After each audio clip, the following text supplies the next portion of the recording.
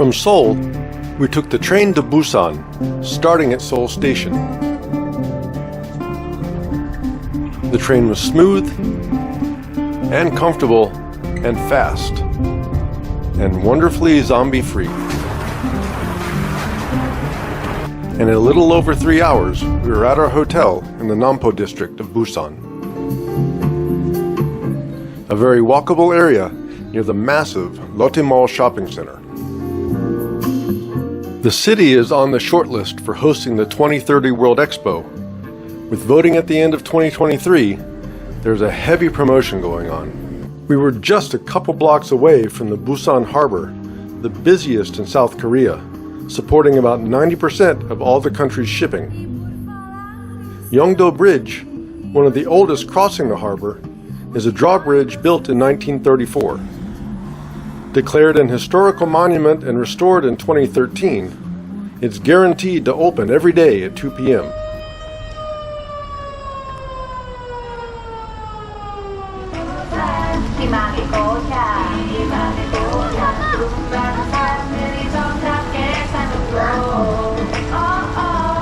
And has become a big attraction, rain or shine.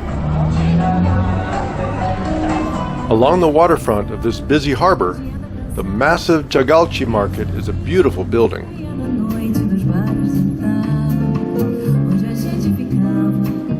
External and internal stalls have all kinds of seafood for sale.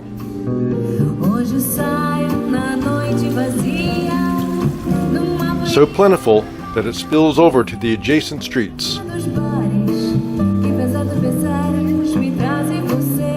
Just up from the market, the Busan International Film Festival, or BIF, has street food every day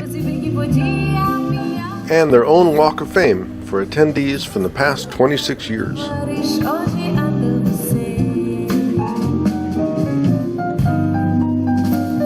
Just behind our place, Yongdusan Park sits above the city, topped by Busan Tower.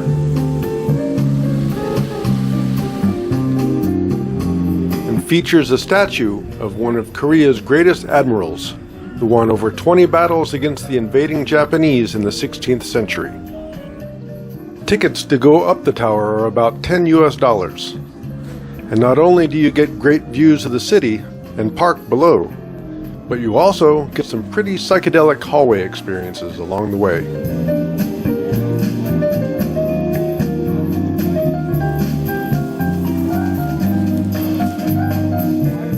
Busan has some pretty amazing public facilities, especially along the water. The rugged coastline of Yong Island makes for a gorgeous coastal walk.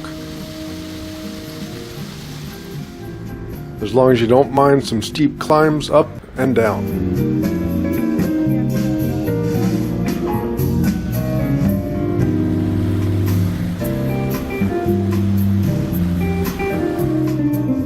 Across the water, the Songdo Sky Park offers cliffside views from a suspension bridge and platform.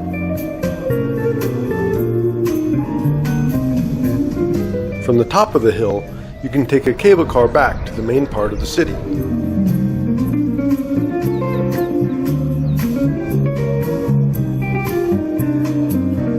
Another coastal walk awaits, along with jet boat rides.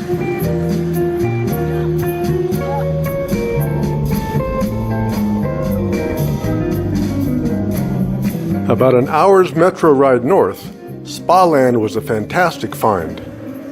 For only about $20, you get 4 hours to soak in hot baths or relax in various rooms, pools, and saunas. And if you spend another $10 in food or services, you get an additional 2 hours. About 2 hours north by metro, then intercity bus through the hilly Korean countryside. The UNESCO-inscribed Gyeongju historic areas contain the ancient capital of the Silla Kingdom. Lasting for nearly 1,000 years, Silla was the first to unite most of the Korean peninsula. Gyeongju was also Korea's first major trade center along the Silk Road. 1,700-year-old Mediterranean glassware was found in the area. And some of Scylla's most important sites would have been destroyed by the Japanese in 1925, if not for the efforts of Sweden's Crown Prince Adolf Gustaf VI, a trained archaeologist who was on his honeymoon at the time. The future king of Sweden helped to excavate and preserve 1,600-year-old Scylla tombs that were destined to be used as fill dirt for a Japanese train depot. This crown is the most important artifact found in these tombs. Other sites in the area include more excavated tombs, the oldest surviving astronomical observatory in East Asia, and a scale model of a 7th century 9-story Buddhist pagoda. Buddhism came to Korea in the 4th century, but it flourished under unified Silla. Burned by the Mongols in 1238, only the foundation stones of the wooden pagoda survive. But the museum has wonderful exhibits about its design and a CGI projection of what Gyeongju would have looked like from perched atop the pagoda. The modern city has many restored, rebuilt, or newly constructed buildings with traditional architecture, including one of the most photographed Starbucks in all of Korea. This 8th century bridge was rebuilt in 2018 and is now the largest wooden bridge in Korea. The bridge itself is gorgeous, and the river it crosses is also an attraction.